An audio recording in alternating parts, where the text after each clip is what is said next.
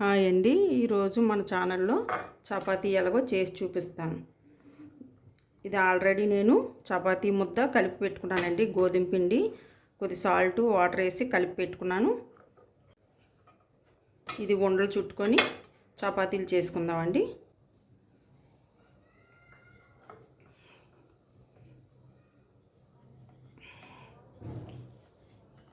చపాతీ చేస్తున్నానండి, చూడండి.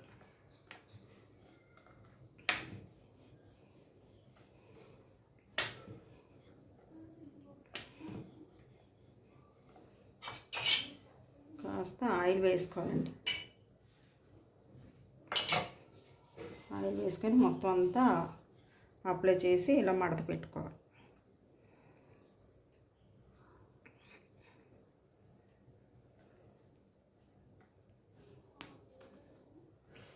చూశారు కదా, పిండి పట్టించాలి ముద్దకి.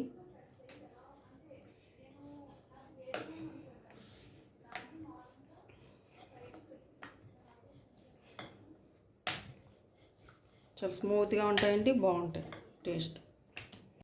స్టవ్ వెలిగించుకొని ప్యాన్ పెట్టానండి. హీట్ ఎక్కింది, చపాతీ వేసుకుందాం. ఆయిల్ లేకుండా ముందు కాల్చాలండి.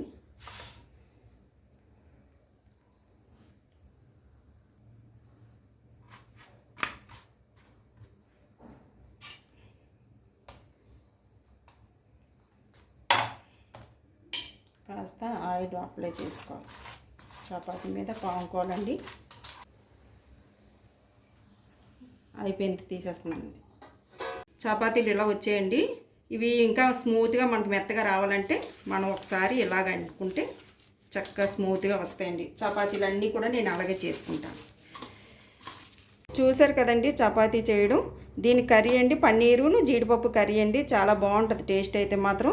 మీరు కూడా ట్రై చేయండి. ఈ వీడియో కనుక మీకు నచ్చినట్టయితే లైక్ చేసి సబ్స్క్రైబ్ చేయండి. థ్యాంక్ యూ అండి.